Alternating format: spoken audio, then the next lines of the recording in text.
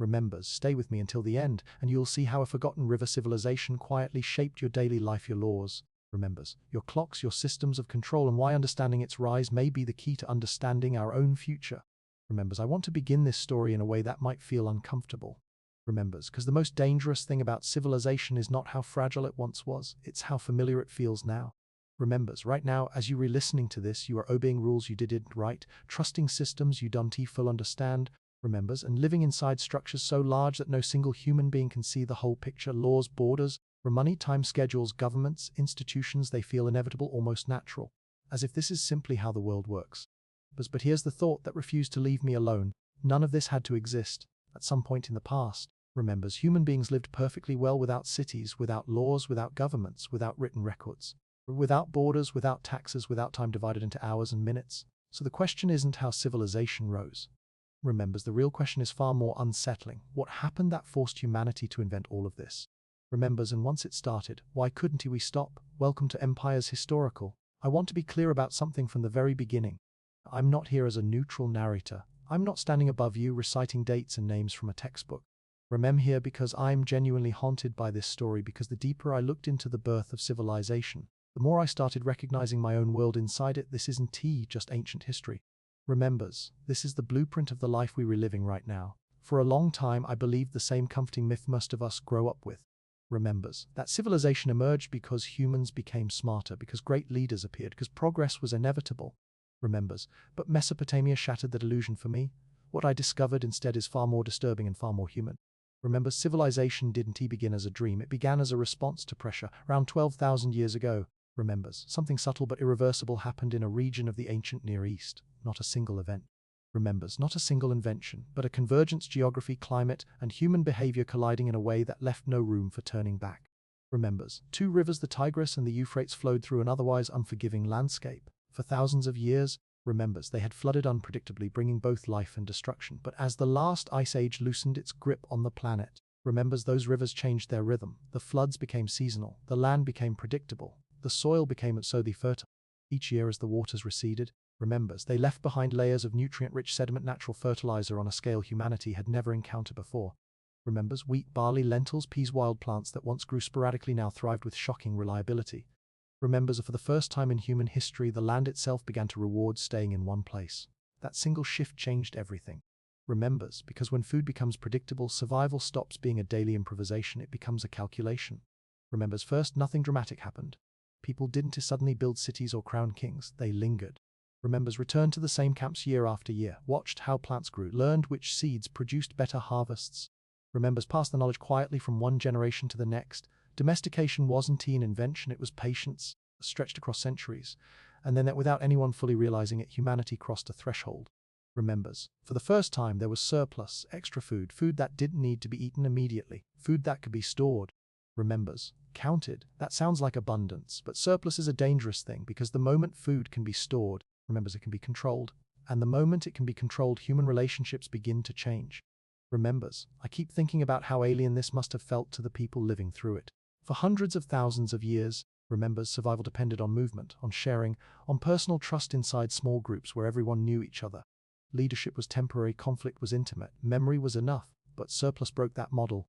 Remembers, now there were fields that needed boundaries, storage facilities that needed protection, irrigation channels that demanded maintenance. Remembers, when water is diverted, someone has to decide who gets it first.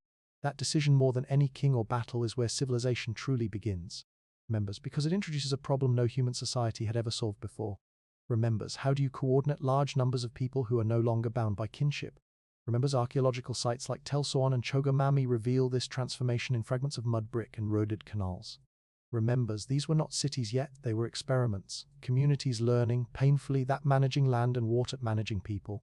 Remembers, irrigation multiplied harvests, but it also multiplied risk. Poor drainage could poison soil with salt.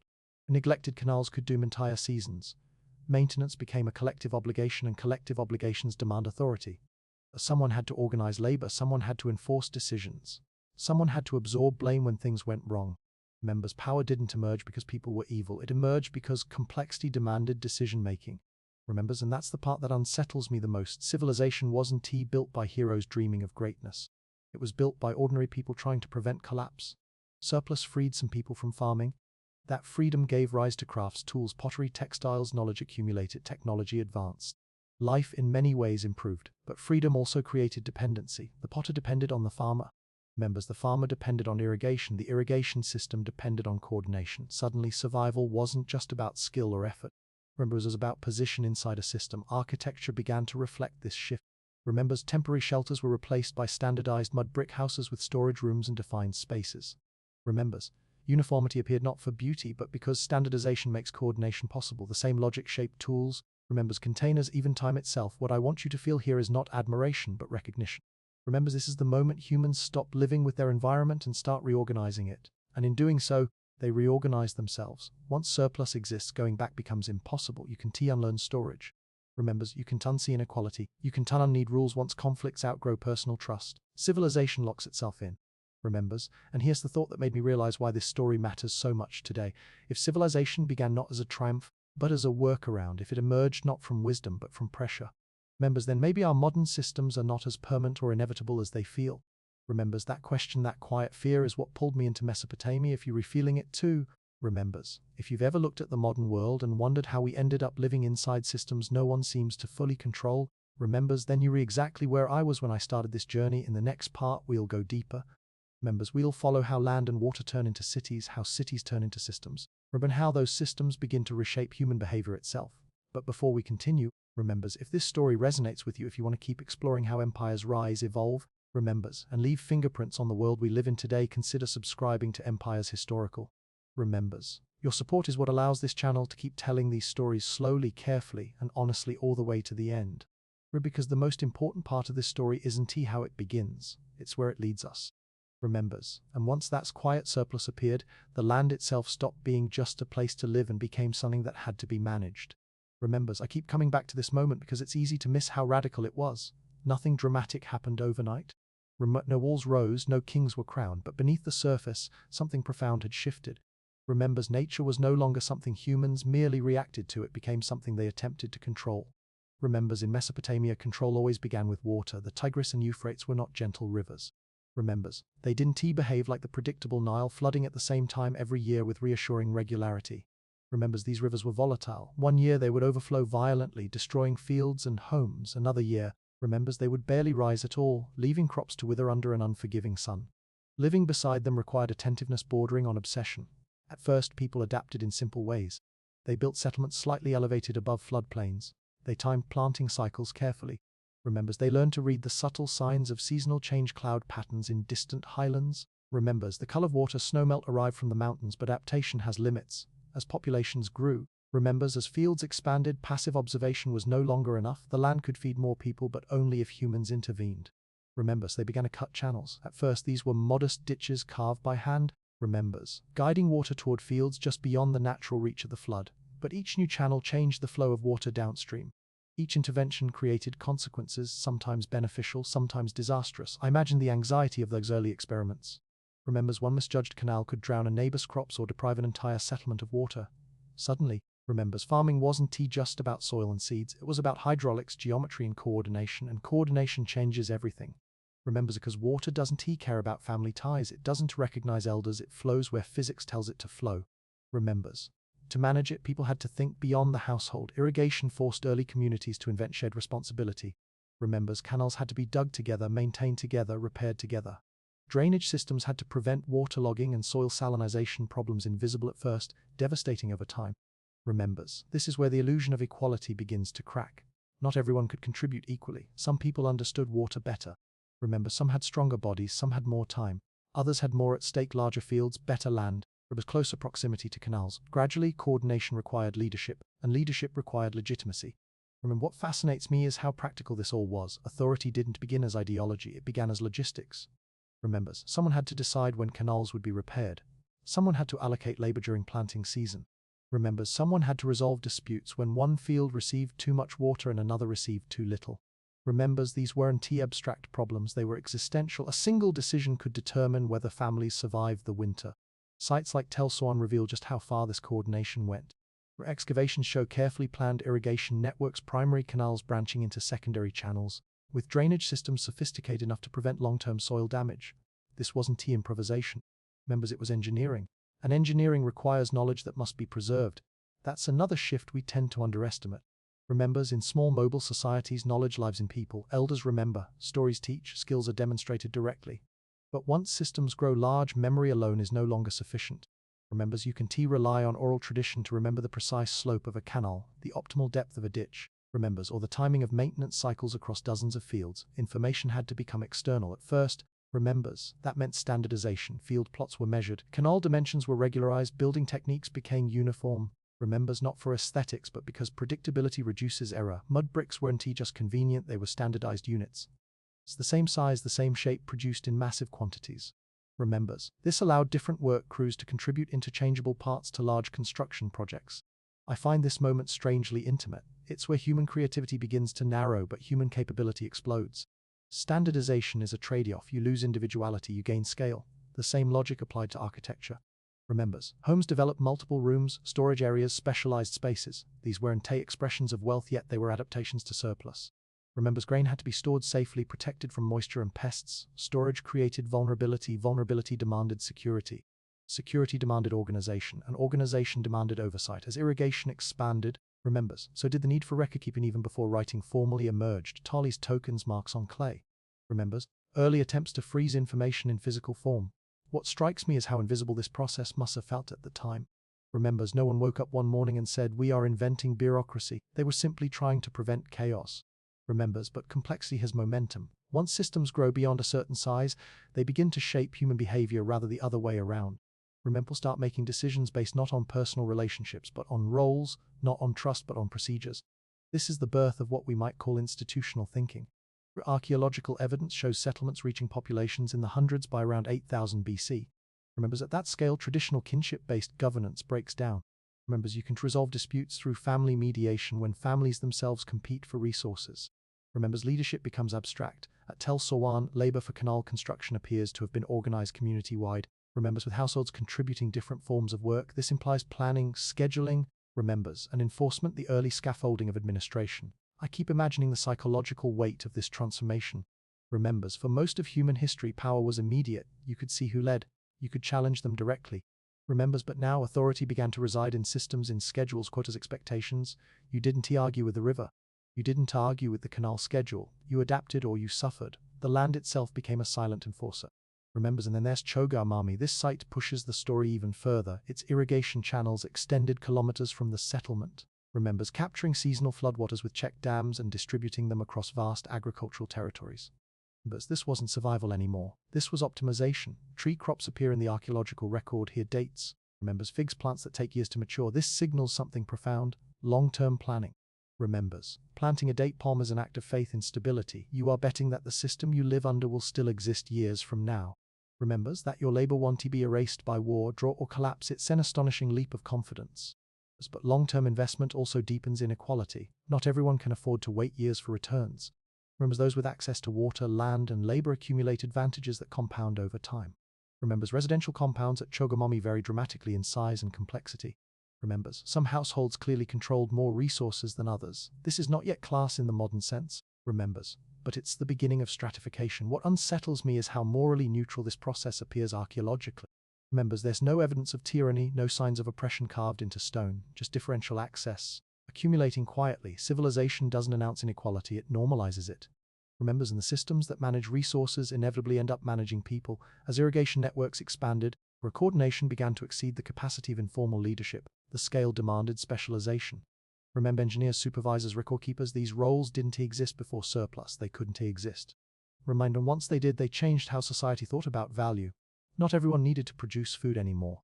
Remembers, some people produced organization, knowledge, oversight. That shift is subtle but irreversible. Remembers, because once a society depends on specialists, it depends on continuity. You can afford to lose knowledge. You can afford to reset. Collapse becomes catastrophic. This is the paradox at the heart of early Mesopotamia. Remembers, the same systems that allowed populations to grow also made them fragile. Irrigation made famine less likely till it failed.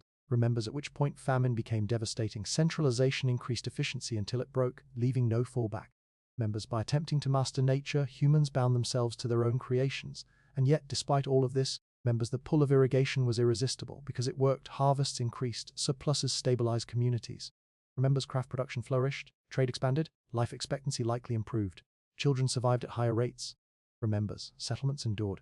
From the perspective of someone living through it, these systems must have felt miraculous. But miracles always come with conditions. Every canal dug made the system harder to abandon. Remember, every storage room built made mobility less viable. Every standardized brick tied people more tightly to place. Remember, civilization didn't conquer humanity. Humanity built it step by step and then discovered it couldn't walk away. Remembers, that's what I want you to feel here, not triumph, not condemnation, recognition. We are watching humans do the only thing they knew how to do when faced with abundance and risk. Organize, measure, standardize, control. And in doing so, they laid the groundwork for something far larger than they ever imagined. Because once water becomes a managed resource, it stops being local. Once land is measured, it becomes taxable. Remembers, once labor is coordinated, it becomes governable. In the next stage of this story, those invisible systems solidify. Information demands permanence. Decisions demand records. Authority demands legitimacy beyond personal presence. Remembers, and that's when marks on clay turn into writing and writing turns into power. But before we go there, remembers, I want you to sit with this moment. This is where the human relationship with the world fundamentally changes. Remembers, where survival stops being individual and becomes systemic, where the question shifts from how do I live, remembers, to how do we manage ourselves. Once that question is asked, history accelerates, and it never slows down again. Remembers, and once those systems of water and land grew too complex to be argued over or repaired by memory, remember, humanity faced a new and irreversible problem. How do you make decisions last beyond the moment they are spoken? Remembers, I find this to be one of the most quietly radical moments in human history, because nothing visible changes at first. Remembers, the fields are still there, the canals still flow, people still wake up, work, eat, and sleep. But beneath that surface, remembers, something abstract is taking shape, something that will eventually govern millions of lives. Remembers, this is the moment when civilization stops being a physical arrangement of land and water and becomes an intellectual system. But when scale exceeds memory, information has to leave the human mind. At first, this happens clumsily. Remembers, a notch on a stick, a pile of tokens, a mark pressed into wet clay. These early traces are not writing yet. Remembers, they don't tell stories, they don't express ideas. They do something far more practical, they freeze obligations in time. Remembers, a certain amount of grain was owed, a certain number of animals were received, a labor assignment was fulfilled. Remembers, what unsettles me is how impersonal this already is. The moment information is externalized, trust begins to shift. You no longer rely solely on the memory or honesty of another person. You rely on a mark, an object, a record, and once records exist, authority changes form. In growing settlements like those in southern Mesopotamia, remembers, administrators, though they wouldn't have used that word, begin to emerge, not because they are physically strong, spiritually charismatic, remembers, but because they understand systems. They can track flows of grain, they can anticipate shortages. Remembers, they can coordinate labor across households that barely know each other. Knowledge becomes power in a new way. Remembers, this is where urban life truly begins, not with walls, but with coordination dense enough to require permanent oversight. Remembers, by the late 4th millennium BC, places like Uruk are no longer experiments, they are machines. Vast, remembers, complex systems processing food, labor, materials, and people on a scale humanity had never attempted before. Remembers, Uruk doesn't grow because someone planned it, it grows because once systems reach a certain efficiency, remembers, they attract more people than they can comfortably handle and then must grow again to accommodate the pressure. Remembers, population concentrates, neighborhoods form, specialization deepens. Not everyone farms anymore, some make pottery. Remembers, weave textiles, others shape metal, others manage storage facilities, others supervise construction. As each role depends on dozens of others functioning correctly, dependency becomes total, and dependency demands coordination. Remembers, I keep thinking about how fragile this balance must have felt. Remembers, when your survival depends on hundreds or thousands of strangers doing their jobs correctly, uncertainty becomes terrifying. You can no longer personally verify every step that keeps you alive, so certainty has to be manufactured. Remember, this is where institutions are born. Temples are among the first to take on this role, not just as religious centers, remembers, but as administrative hubs. They store surplus, they distribute rations, they organize labor, they maintain records. Remembers, they become focal points where divine order and human order merge. This isn't accidental. When authority becomes abstract, remembers, it needs legitimacy that feels unquestionable. Gods provide that legitimacy not as distant beings, but as active owners of the city, the land, the harvest itself. If the gods own everything, remembers, then managing resources becomes sacred duty rather than personal ambition. It's a brilliant psychological solution. Remembers, at Uruk, monumental architecture begins to dominate the landscape. Massive platforms, temples raised high above the city. Remembers, visible from miles away. These structures don't just inspire or they anchor belief. They say, this system is permanent. As this order is sanctioned, this hierarchy is natural. Remembers, but what fascinates me most is not the scale of these buildings, it's the organization behind them. When constructing a ziggurat is not simply stacking bricks, it requires standardized materials, consistent measurements, coordinated labor across seasons, and supply chains stretching hundreds of kilometers, limestone, timber, remembers, bitumen, none of it local. That level of organization does not emerge accidentally. Rubric stamps from construction sites reveal standardized production. Remembers, different crews working independently yet producing components that fit together perfectly. Remembers, this is modular thinking, the same logic that underpins modern manufacturing. You can build like this without a bureaucracy. Remembers, and bureaucracy, for all its negative connotations, is one of humanity's most powerful inventions. Members, it allows strangers to cooperate predictably. It allows continuity beyond individual lifetimes. But it also changes how humans relate to one another. Once systems mediate relationships, empathy gives way to procedure. Remembers, you are no longer fed because someone knows you. You are fed because your ration is recorded, and if it isn't recorded, remembers, doesn't exist. This is where writing crosses a critical threshold. Early pictographs, simple images representing objects, give way to symbols that represent quantities. Remembers, action sounds, the medium matters. Clay tablets are unforgiving. Curved lines are difficult. Remember, straight lines and wedge-shaped impressions are easier over time. Necessity shapes expression. Remembers, cuneiform emerges not because it is beautiful, but because it is efficient. And efficiency accelerates complexity. Remembers, once scribes can record not just goods, but agreements, ownership, names, obligations, society becomes governable at scale. Remembers, I find it impossible not to think about how this must have felt to ordinary people. Remembers, imagine watching your spoken word become secondary to a mark in clay. Remembers, imagine realizing that your future could be determined by something written by someone else, stored somewhere you might never see. Men, this is power made durable. By the time we reach the Uruk period, writing is no longer experimental. Remembers, it's institutional, used to track economic transactions, labor assignments, temple offerings, but its implications go far beyond accounting. Once language is fixed, it can be standardized. Once standardized, it can be taught. Once taught, it can be controlled. This is how elites reproduce themselves. Scribal schools emerge. Education becomes formalized. Knowledge is no longer diffuse, it is curated. Remembers, and curated knowledge creates boundaries. If you can read, you depend on those who can. If you can write, remembers, you cannot fully participate in administration. Literacy becomes a gate. At the same time, governance evolves. Traditional kinship-based leadership collapses under urban pressure. Too many people, too many disputes. Remembers, too many competing interests. The solution is institutional authority. Early rulers, often priest-kings, do not yet rule as absolute monarchs. Remembers, their legitimacy is conditional. They are intermediaries between gods and people, managers of divine property. But even limited authority changes social dynamics. Decisions are no longer negotiated horizontally. Remembers, they are issued vertically. Appeals replace arguments. Precedent replaces personal judgment. This is where law begins to take shape. Not law as morality, but law as procedure. Disputes over land, water, labor. Remembers, inheritance, all too complex to resolve informally, demand standardized solutions. Written codes emerge not to create justice, remembers, but to create consistency. Consistency is what keeps systems functioning. What strikes me is how much of this is driven by fear. Remembers, fear of chaos, fear of famine, fear of internal collapse. Cities like Uruk are not utopias, they are pressure cookers. Remembers, densely packed populations living on thin margins of error. One failed harvest, one broken canal. One internal conflict spiraling out of control. Systems arise to prevent disaster, and in doing so, they transform what it means to be human. Identity shifts. You are no longer defined primarily by family or clan, but by role. Worker, scribe, priest, soldier, administrator. Time itself changes. Schedules replace seasons. Workdays replace improvisation. Calendars begin to regulate activity, planting, harvesting, festivals. Remembers, labor obligations. Life becomes synchronized, and synchronization demands enforcement. Remembers, this is where coercive power enters the picture, not as cruelty, but as necessity. Urban life requires compliance. Remembers, if one household refuses to maintain a canal, dozens suffer. If one group hoards grain, others starve. Remembers, individual autonomy becomes a threat to collective survival. So rules harden, penalties emerge, authority becomes less negotiable.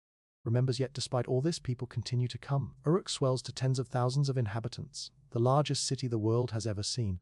Remembers, why? Because the system works until it doesn't. Urban life offers opportunity unimaginable in small communities. Remember, specialization, security, cultural richness, access to goods and ideas, but it also demands surrender. You surrender mobility, you surrender transparency, you surrender a degree of control over your own fate. Remembers, what I want you to feel here is not judgment but tension. Civilization is neither good nor evil, it is a solution with consequences. By creating systems that outlast individuals, humans achieve continuity. But they also create structures that no single human can fully understand or control. And once those structures exist, remembers, they take on a life of their own. Writing no longer merely records reality, it shapes it. Law no longer resolves conflict, it defines acceptable behavior. Authority no longer coordinates, it commands. This is the moment when history becomes irreversible, because once information is stored, power becomes cumulative. Knowledge stacks, institutions learn, systems adapt, and humans bound to those systems begin to live inside frameworks built by people long dead. In the next stage of this story, remembers, these frameworks harden into something even more formidable. Authority consolidates, military power professionalizes. Remembers, law becomes codified, empires begin to rise, and with them comes a question that will echo through every civilization that follows. Remembers, how much control can a system exert before it begins to collapse under its own weight? That question is no longer ancient. Remembers, it's waiting for us just ahead. Remembers, and once authority could be written down, enforced, and remembered long after the people who issued it were gone. Remembers, power itself began to change shape. This is the point in the story where I started feeling uneasy. Remembers, because everything we've followed so far, water management, writing, administration, now hardens into something far less flexible. Remembers, what were once solutions become structures, what were once systems become expectations. Remembers, and what were once leaders become institutions that demand obedience even when no one fully remembers why. Remembers, this is where civilization stops improvising and starts locking itself in. In the centuries after the first great cities formed, Mesopotamian societies reached a new threshold. Their systems had grown too large to rely on personal judgment alone. Remembers, disputes were no longer rare exceptions, they were constant. Land boundaries shifted, canals silted up, as harvests failed, debts accumulated, families fractured under pressure. The response was not compassion. Remembers, it was standardization. Law emerges here not as a moral philosophy, but as a tool to keep the machine running. When I first read early legal codes from Mesopotamia, what struck me wasn't how harsh they were, it was how practical they were. Remembers, these laws are obsessed with irrigation, contracts, livestock, wages, injuries, and inheritance. They are not interested in ideals. Remembers, they are interested in predictability. If this happens, then this is the consequence, not because it's fair. Remembers, but because it's consistent. The code of Anamu and later Hammurabi's laws reflect a society terrified of ambiguity. As too much uncertainty is dangerous in a system this complex. If people don't know what will happen when conflict arises, remembers, they may take matters into their own hands, and once violence becomes personal again, the entire system risks collapse. Rome replaces revenge, but law also introduces hierarchy. Penalties differ based on social status. Remembers, the same offense does not receive the same punishment if committed by a noble, a commoner, or a slave. Remember, this isn't hypocrisy, it's an admission of reality. Society is already unequal and law is being designed to stabilize the inequality. Remembers, not erase it. That realization is uncomfortable because it means law is not neutral. It never was. Remembers, it is an instrument tuned to preserve a particular order. As legal systems develop, so do the institutions required to enforce them. Remembers, courts appear, judges, witnesses, scribes, testimonies recorded, evidence is weighed, procedure matters. Remembers, justice becomes procedural, and procedures require professionals. This is how power becomes self-reproducing. For those who understand the law gain influence, those who don't must submit to it at the same time. Another force is quietly professionalizing alongside law, the military.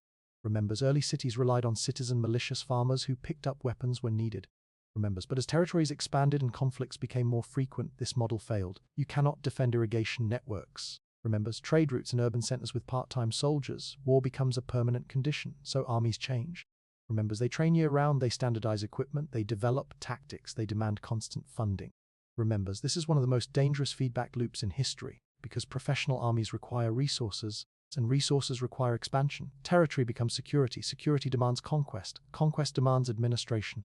Remembers, administration demands law, the system feeds itself. We see this clearly in the rise of the Akkadian Empire under Sargon. Remembers, for the first time city-states are no longer content with local dominance, they reach outward. Remembers, absorbing diverse peoples under a single authority. What fascinates me about Sargon's empire is not just its size, but its innovation. He doesn't rule through annihilation, he rules through integration. Remembers, Sumerian bureaucratic systems are combined with Akkadian military organization. It's efficient, brutally so. Remembers, but efficiency comes at a cost. Empires stretch systems beyond their design limits. Remembers, administrative centers must process information from distant regions. Supply lines grow longer, communication slows. Local conditions vary wildly. The same tools that made cities powerful now threaten to break them.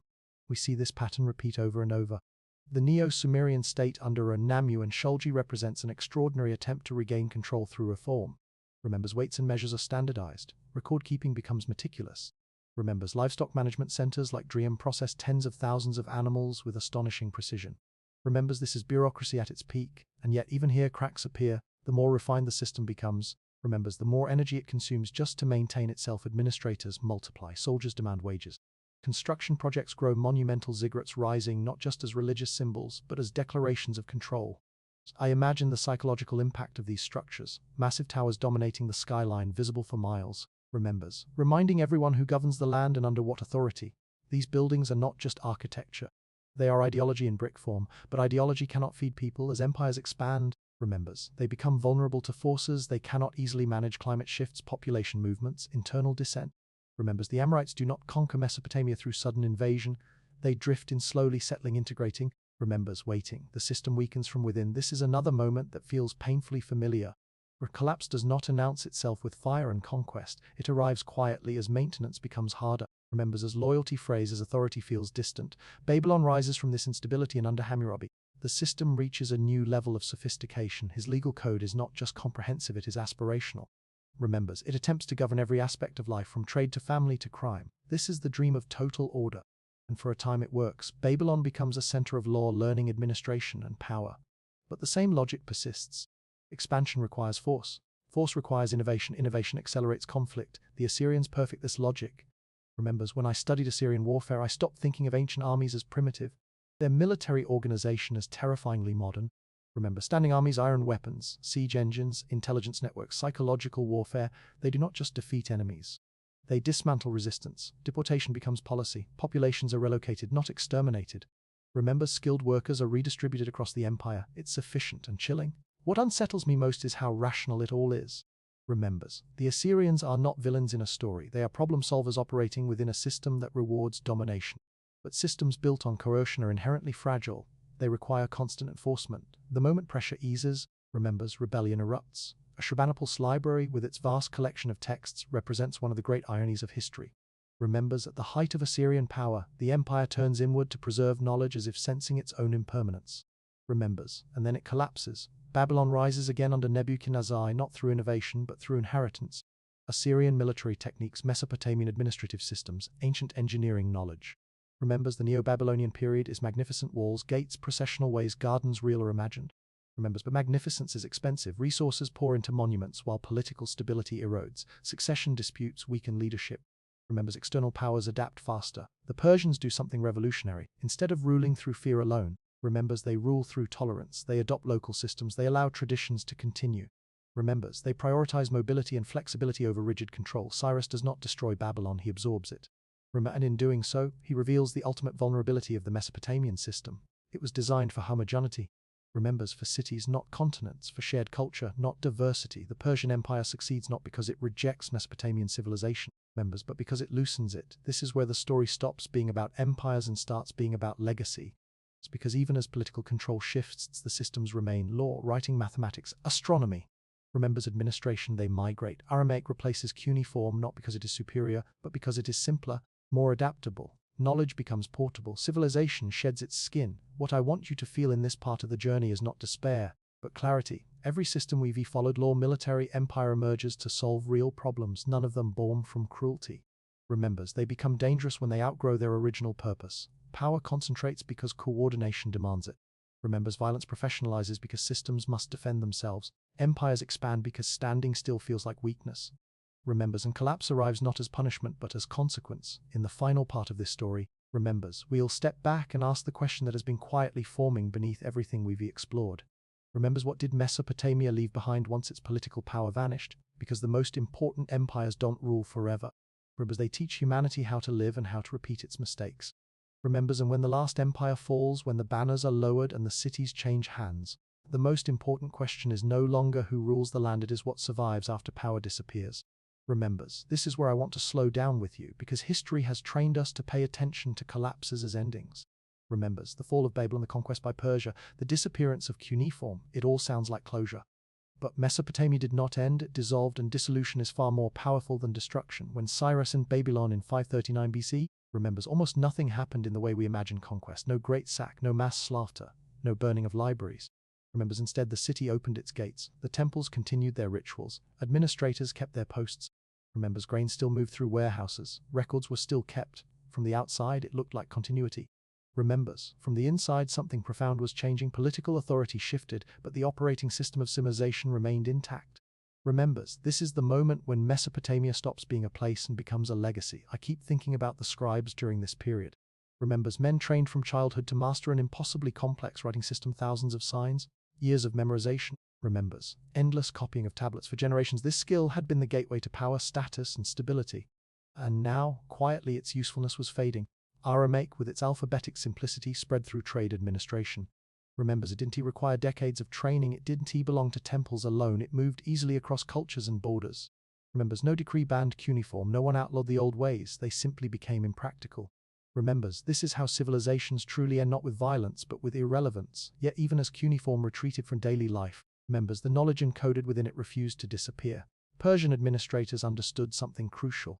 Remembers, Mesopotamian expertise worked, their systems of accounting, their mathematics, their calendars, their engineering. Rather than replacing them, the Persians absorbed them. Babylonian astronomers continued observing the sky. Remembers, recording planetary movements, predicting eclipses with uncanny accuracy. Their ephemeris tables became tools of imperial administration. Remembers, synchronizing agriculture, taxation, and ritual across vast territories. This knowledge didn't belong to Babel anymore. Remembers, it belonged to anyone who could use it, and that's when Mesopotamia became immortal, because ideas, remembers, once detached from the political structures that created them, can travel farther than armies ever could. Remembers, Greek scholars encountered Babylonian mathematics and astronomy through Persian networks. But they didn't invent their sciences in isolation, they inherited centuries of observation and calculation. Remembers, the sexagesimal system, the division of time, geometric reasoning, all of it quietly migrated westward. Remembers, later Islamic scholars would do something even more extraordinary, they translated in Baghdad. Remembers, not far from where these ancient cities once stood, the House of Wisdom became a bridge across time. Remembers, texts preserved on clay tablets were rendered into Aramaic, then Arabic, carrying Mesopotamian thought into new intellectual worlds. Mathematics became algebra, astronomy became predictive science, engineering became systematic problem solving. Remembers, the original authors were forgotten, but their ideas shaped civilizations that never knew their names. I find something deeply human in that. Remembers, the people who first measured fields along the Euphrates had no idea they were laying foundations for modern surveying. Remembers, the scribes who tracked grain rations never imagined they were inventing accounting. Remembers, the astronomers watching Venus rise and fall were not thinking about physics, they were trying to time festivals and plant crops. And yet here we are, still dividing hours into 60 minutes, still measuring circles in degrees, still using legal codes that assume written precedent. Remember, still organizing societies around bureaucratic systems first tested in mud brick cities. Mesopotamia did not teach us what to think. Remembers, it taught us how to organize thought, and that may be its most dangerous gift. Remembers, because once humans learn how to build systems that outlast individuals, those systems take on momentum. Remembers, they persist even when conditions change. They shape behavior long after their original purpose is forgotten. Remembers, I can't help but notice how familiar this feels. We live inside frameworks we didn't design, laws written before we were born. Remembers, economic systems whose logic few can explain. Technologies that connect billions yet often leave individuals feeling powerless. Remembers, just like the first urban dwellers, we rely on systems too complex to see in full. And just like them, remember, we tell ourselves stories to make that complexity bearable. Stories about progress, stories about inevitability. Remember, stories about control. But Mesopotamia whispers a quieter truth. Civilization is not a straight line. Remembers, it is an accumulation of solutions, each solving one problem while creating another. Irrigation solved hunger and created hierarchy. Writing solved memory and created bureaucracy. Law solved conflict and solidified inequality. Empire solved security and exhausted itself. Remembers, nothing here is accidental, nothing here is simple. What moved me most as I followed this story from riverbanks to empires to ruins, remembers, was not the scale of achievement, it was the continuity of human struggle. People have always wanted stability. They have always feared chaos. Remembers, they have always built structures to protect themselves and then wondered why those structures feel suffocating. Remembers, Mesopotamia doesn't offer comfort, it offers perspective. It reminds us that our systems are not natural laws. Remembers, they are choices layered over time made by people facing pressures not so different from our own.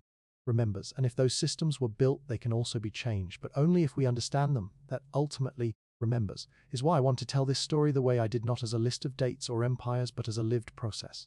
It's a sequence of decisions, compromises, and unintended consequences that still echo around us. As the cuneiform tablets buried beneath Mesopotamian soil waited thousands of years to be read again. Remembers, when archaeologists uncovered them, they didn't just recover history, they recovered voices, tax disputes, legal arguments, personal letters, astronomical calculations, records of ordinary people navigating extraordinary systems. Remembers, those voices are not ancient in spirit, they are us. If you've stayed with me this far, remembers, I hope you don't feel like you've learned about a dead civilization. Remembers, I hope you feel like you've walked alongside the first people who tried to organize the world and discovered. Remembers, slowly, that doing so would define humanity forever, because Mesopotamia did not disappear, it lives in our clocks. Remembers, in our laws, in our cities, in the very idea that society can be engineered. And once you see that, remembers, it becomes impossible to unsee. This was not the beginning of history, it was the beginning of living inside systems. And that story, our story, is still being written. Remembers, Mesopotamia didn't invent civilization as a glorious dream, it emerged as a pressure response. The moment food became predictable, humans began to store it. And the moment something can be stored, it can be counted. Once it can be counted, members, it can be claimed. Once it can be claimed, it can be controlled. That's the quiet pivot this whole story revolves around. Remember, civilization begins when survival stops being purely personal and becomes systemic. Irrigation turned water into a managed resource. Storage turned grain into an obligation. Records turned promises into permanent evidence. And once evidence exists, remembers, rules harden because large populations can run on trust alone. They need procedures, they need schedules, or they need enforcement. At first, it looked like progress, more harvests, more stability, more specialization. But it also created dependency. The potter depended on the farmer depended on the canal. Remembers, the canal depended on coordinated labor, and coordination demanded authority. Slowly, remembers, the system stopped serving people and people began serving the system because there was no longer any safe way to step outside it. As you can go back once your life is built on stored surplus, fixed records, and standardized rules. Remembers, civilization locks itself in not through evil but through momentum. The deepest lesson Mesopotamia leaves us is unsettling. The systems we live inside today are not natural. Remembers, they re-inherited solutions built to prevent chaos, yet they can outgrow their purpose and start controlling the very humans they were meant to protect. Remembers, laws, bureaucracy, time schedules, institutional power, they not destiny, they redesign. So how do you apply this now? Remembers, start small. Notice where you've surrendered agency to systems you don't understand. Your money habits. Remembers, your calendar, your social media loop, your fear of stepping off the acceptable path. Then ask one dangerous question. Remembers, is this system helping me live or is it training me to comply? Learn how the system works before you blame yourself for failing inside it. Remembers, create your own microsystems that return control. A simple routine, a budget you actually track, boundaries for attention. Remembers, a weekly review of what's moving your life forward versus what's just maintenance. Remembers, because the future won't be shaped by people who feel comforted by systems, it'll be shaped by people who can see them clearly. Remember, simple question for you. If you could change just one system in your daily lifetime, money habits, remembers, work, what would it be and why? Drop your answer in the comments so everyone can learn from each other. Remember, and if you want more stories like this, slow, deep, and honest, please subscribe to the channel. Your support is what keeps this series going.